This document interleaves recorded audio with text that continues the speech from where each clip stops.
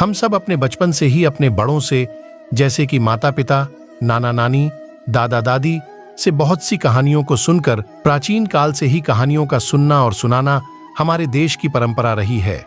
हमने देखा है कि अक्सर गांवों में जहां मनोरंजन के लिए बहुत कम साधन होते हैं, वहां लोग नैतिक कहानियां और कविताओं को गाकर या सुनाकर बच्चों का मनोरंजन करते थे। हिमालय के जंगल में ऐसे कई पेड़ पौधे हैं जो अपने आप में अनोखे हैं। ऐसे पेड़ पौधे और कहीं नहीं पाए जाते। इन पर लगने वाले फल और फूल सबसे अलग होते हैं। इन पर लगने वाले फल इतने मीठे और खुशबूदार होते हैं कि कोई भी इन्हें खाए बिना रह नहीं सकता। ऐसा ही एक पेड़ नदी किनारे था, जिस पर सारे बंदर अपने राजा के साथ रहा करते थे। बंदरों के राजा का नाम महाकपि था। महाकपि बहुत ही समझदार और ज्ञानवान था। महाकपि का आदेश था कि उस पेड़ पर कभी कोई फल न छोड़ा जाए। जैसे ही फल पकने को होता, वैसे ही वानर उसे खा लेते थे। महाकपि का मानना था कि अगर कोई पका फल टूटकर नदी के रास्ते किसी मनुष्य तक पहुंचा, तो ये उनके लिए बहुत हानिकारक हो सकता है। सभी वानर महाकपि की इस बात से सहमत थे और उनकी आज्ञा का पालन करते थे। लेकिन एक दिन एक पका फल नदी में जा गिरा, जो पत्तियों के बीच छुपा हुआ था। वह फल नदी में बहकर एक जगह पहुंच गया, जहां एक राजा अपनी रानियों के साथ घूम रहा था। फल की खुशबू इतनी अच्छी थी कि आनंदित होकर रानियों ने अपनी आंखें बंद कर ली। राजा भी इस खुशबू पर मोहित हो गया। राजा ने अपने आसपास निहारा तो उसे नदी में बहता हुआ फल दिखाई दिया। राजा ने उसे उठाकर अपने सिपाहियों को दिया और कहा कि कोई इसे खाकर देखे कि यह फल कैसा है।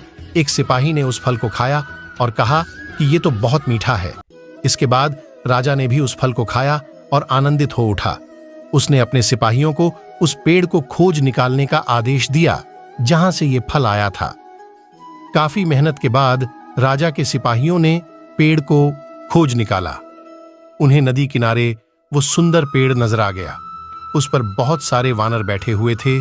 सिपाहियों को ये बात पसंद नहीं आई और उन्होंने वानरों को एक एक करके मारना शुरू कर दिया। वानरों को घायल देखकर महाकपि ने समझदारी से काम लिया। उसने एक बांस का डंडा पेड़ और पहाड़ी के बीच पुल की तरह लगा दिया। महाकपि ने सभी वानरों को उस पेड़ को छोड़कर पहाड़ी की दूसरी तरफ जाने का आदेश दिया। वानरों ने महाकपि की आज्ञा का पालन किया और वो सभी बांस के सहारे पहाड़ी के दूसरी ओर पहुंच गए। लेकिन इस दौरान डरे सहमे बंदरों ने महाकपि को बुरी तरह से कुचल दिया। सिपाहियों ने तुरंत राजा के पास जाकर सारी बात बताई। राजा महाकपि की वीरता से बहुत प्रसन्न हुए और सिपाहियों को आदेश दिया कि महाकपि को तुरंत महल लेकर आएं और उसका इलाज करवाएं।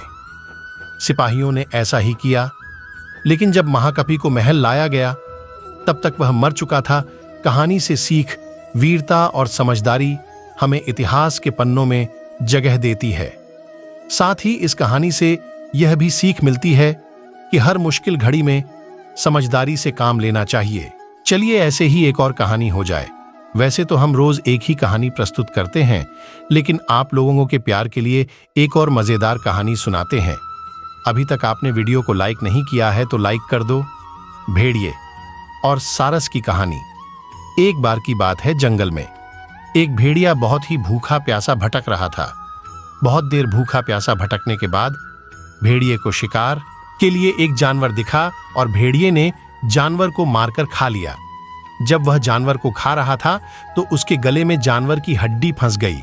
बहुत प्रयास करने के बाद भी उसके गले से हड्डी नहीं निकली। गले में हड्डी को लेकर परेशान होने के बाद इधर उधर घूमने लगा कि कोई गले से हड्डी निकलने में मेरी मदद कर दे। पर कोई भी जानवर भेड़िए की मदद करने को तैयार नहीं था। बहुत देर तक भटकने के बाद उसको एक सारस मिला। भेड़िए ने अपनी सारी समस्या सारस को बताई। इसके बाद सारस ने कहा कि अगर मैं तुम्हारी मदद करूं तो तुम मुझे क्या दोगे। जिसके बाद भेड़िए ने कहा, अगर तुम मेरी मदद करते हो मैं तुम्हें इनाम दूंगा। इनाम के लालच में सारस मदद के लिए तैयार हो गया। अब सारस ने अपनी लंबी चोंच को भेड़िए के मुंह में डालकर गले में फंसी हड्डी को बाहर निकाल दिया। जैसे ही सारस ने गले में फंसी हड्डी को बाहर निकाला, भेड़िया बहुत खुश हुआ और जाने लगा। यह देखकर सारस ने कहा कि तुमने तो कहा था कि मदद करने के बदले में मुझे इनाम दोगे और तुम तो जा रहे हो। यह तो गलत है। इसके बाद भेड़िए ने सारस से कहा कि तुमने मेरे मुंह में अपनी गर्दन डाली और इसके बाद तुम सही सलामत बचे हुए हो, यही तुम्हारा इनाम है। यह सुनकर सारस बहुत दुखी हुआ।